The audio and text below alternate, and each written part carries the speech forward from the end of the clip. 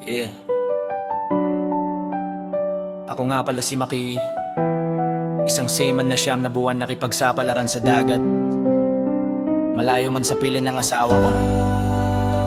Bawat alon, bawat gabi, siya pa rin dahilan bakit gusto kong umuwi.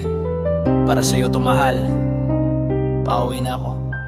Araw-gabi along kalaban habang nasa barko. Laging puyat katawan ko parang wala ng preno. Malamig ang hangin pero puso ko'y preso. Kasi ikaw na sa isip kahit saan ako mapadpado. Sa kubyerta bilad ako habang araw bumubuhos. Bawat horror time ko pangalan mo ang dulot. Minsan malakas alon halos di na makatayo. Pero iniisip kita kaya lumalakas ako.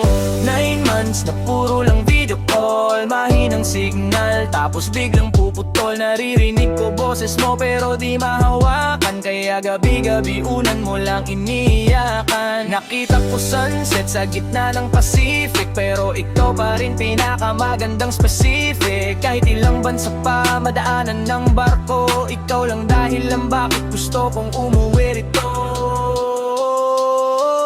Pauwi na ko mahal, hintayin mo lang. Bitbit ko pangarap natin habang lumalaban. Siyam na buwan lungkot ang kayakap, ngayon yakap mo naman gusto kong malasa. Pauwi na ko mahal, tapos na ang bagyo. Ikaw ang daungan ng puso kong totoo. Kahit malayo ako, di kita iniwan. Bawat tanong sinigaw, pangalan mo mahal.